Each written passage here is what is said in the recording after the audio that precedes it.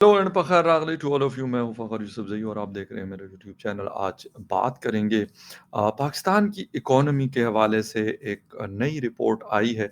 वैसे तो नई नहीं कहनी चाहिए, बहुत सारी रिपोर्ट्स इससे पहले भी आ चुकी हैं, लेकिन फाइनेंशियल टाइम ने एक और शायद अलार्म बजाया है फॉर पाकिस्तान कि भाई हो क्या रहा है।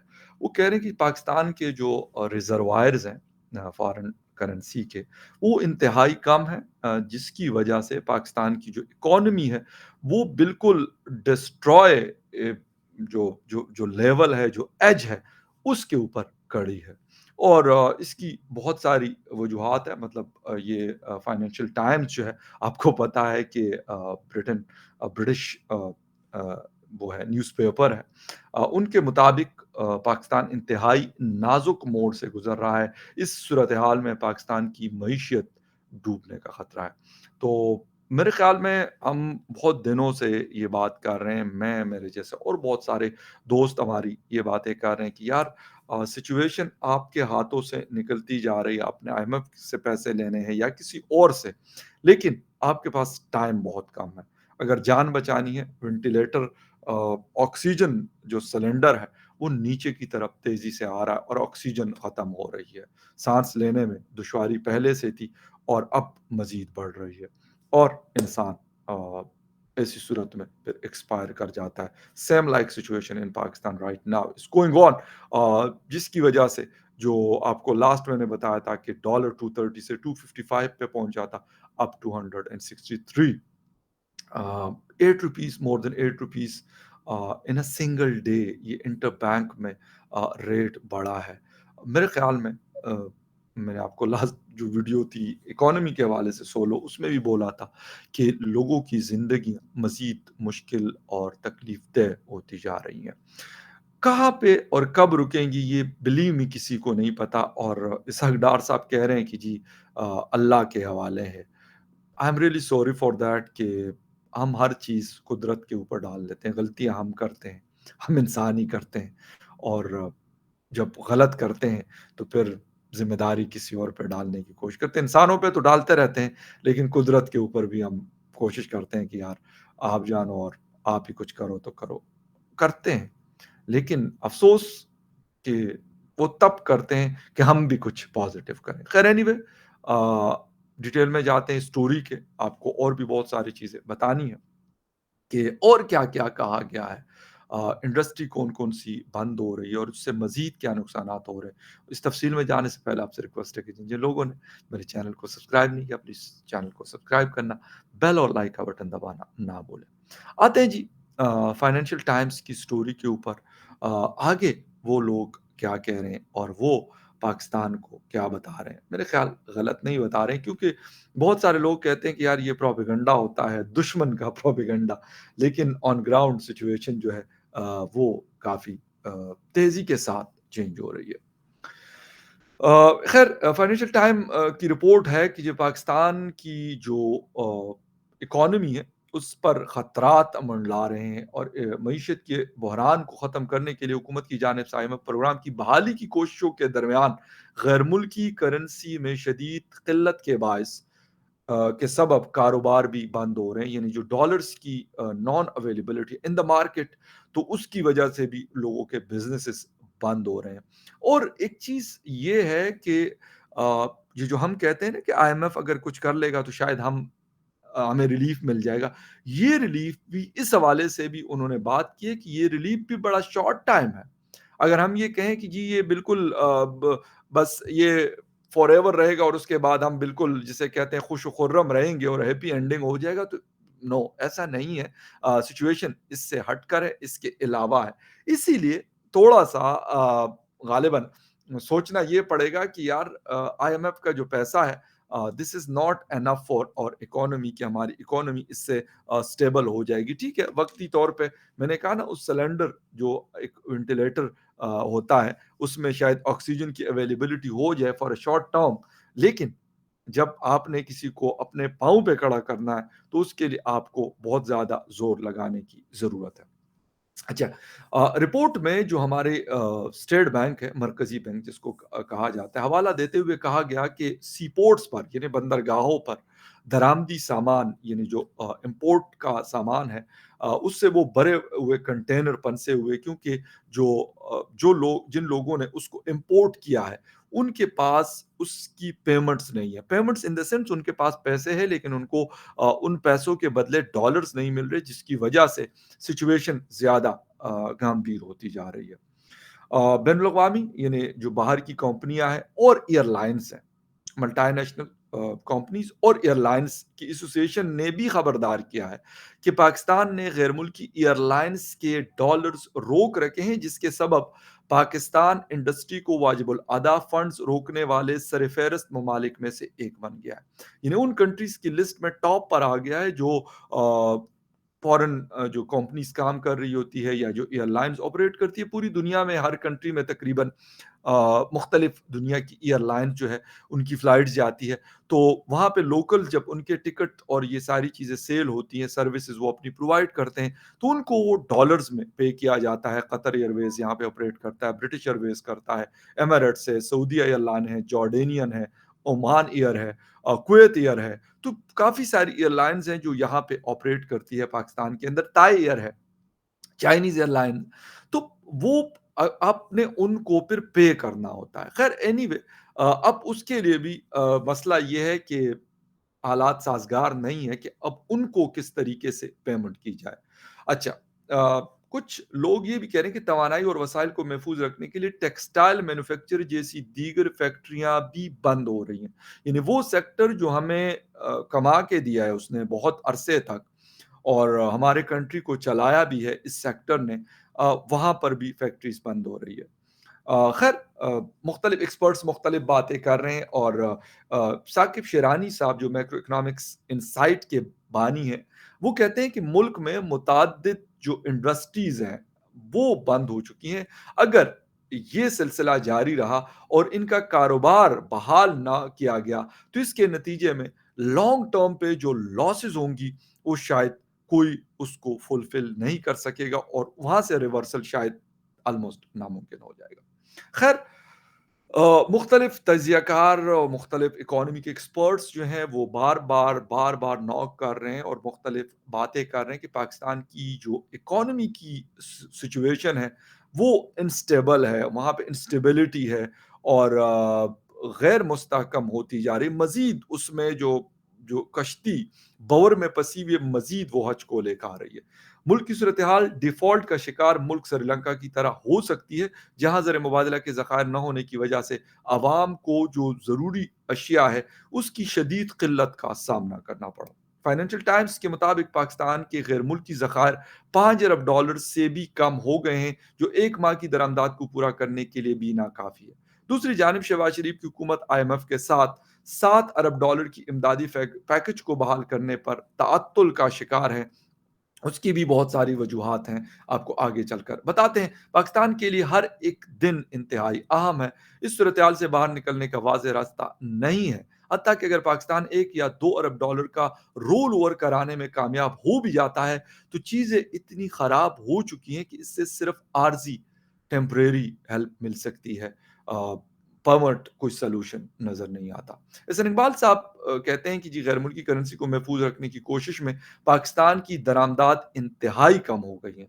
तज्ज़ियाकारों का कहना है कि दरामद कुंदगान यानी इम्पोर्टर्स जो हैं, उनके लिए बैंक की जानिब से लेटर ऑफ क्रेडिट यानी एलसीज़ न खोलना भी एक वजह है, जिसके बायस स्टील इंडस्ट्री ने अपनी पैदावार बंद करने की धमकी दी है। जो हमारा स्टेट बैंक है, उन्होंने कहा है कि वो खुराक और ईंधन जैसी जो चीज़ें हैं, जो ज़रूरी चीज़ें हैं, उसकी फराहमी को आसान बनाने के लिए जो इम्पोर्ट्स के ऊपर पाबंदियाँ लगी थी, सैंक्शंस थे, उसको नरम किया जा रहा है।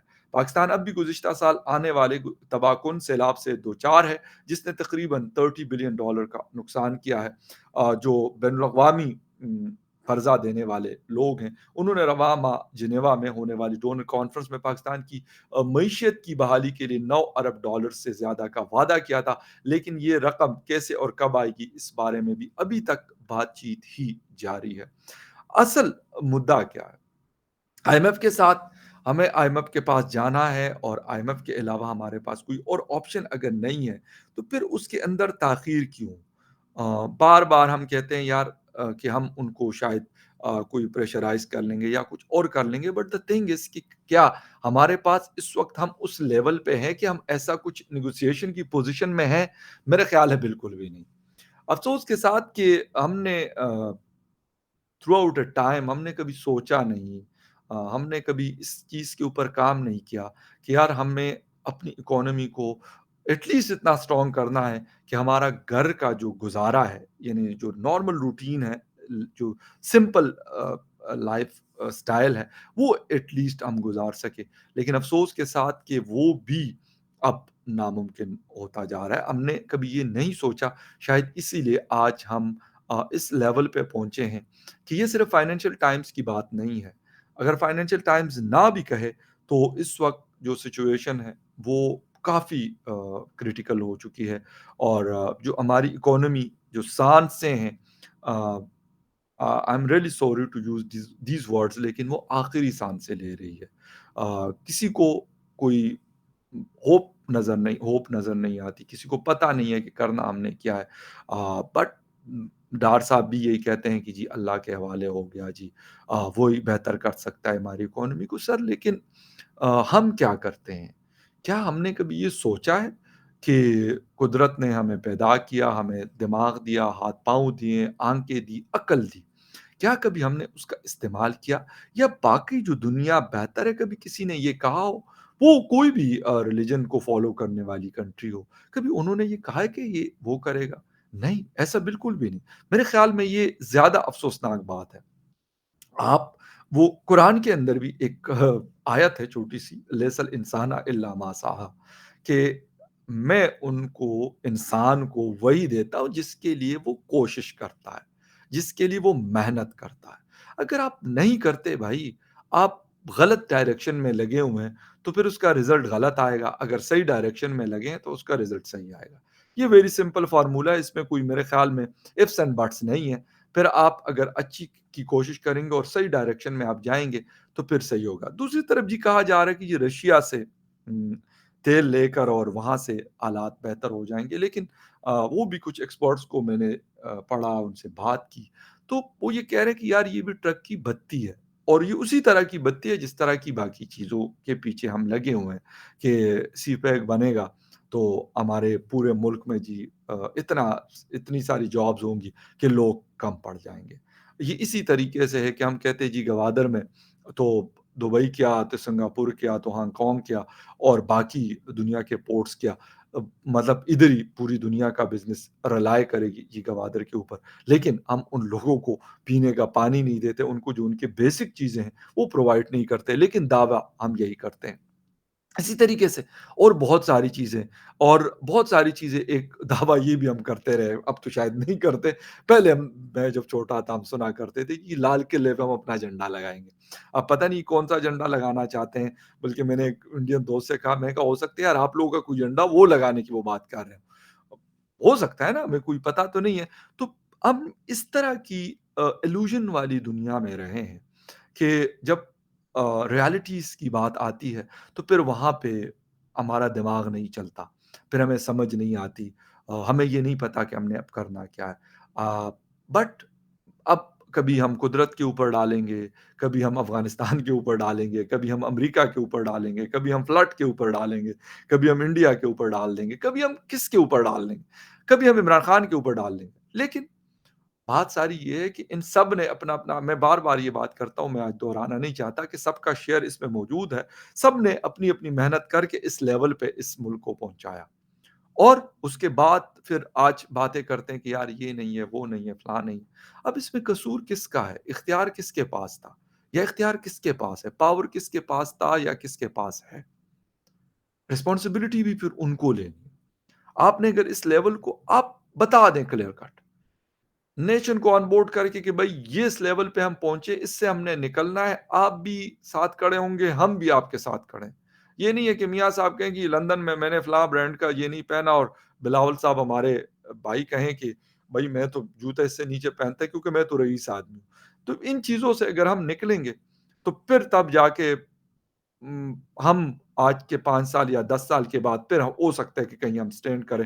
ادروائز یہ جو فائنینشیل ٹائم کہہ رہا ہو یا گارڈین کہہ رہا ہو یا نیو یارک ٹائمز کہہ رہا ہو یا واشنگٹن پوسٹ کہہ رہا ہو یا دا نیوز یا ڈان کہہ رہا ہو یا ایکسپریس ٹریبیون کہہ رہا ہو یا فخر یوسف زئی یا فاروق سلیم صاحب کہہ رہے ہو یا کوئی اور ایکس وائی زیڈ کہہ رہے ہو یا شہباز رانا صاحب کہہ رہے ہو، کوئی بھی کہہ رہے ہو، لیکن جب تک ہم اپنی چیزوں کو اسٹریم لائن کرنے کی کوشش نہیں کریں گے، اسٹریم لائن نہیں کریں گے، تو غالباً یہ بڑا مشکل ہے۔ اور یقین کریں کہ اس کشتی کے اندر اتنے سوراخ ہو چکے ہیں کہ جب آپ ایک کو بند کرتے ہیں تو 10 اور میں سے پانی اس کشتی کے اندر داخل ہو رہا ہے۔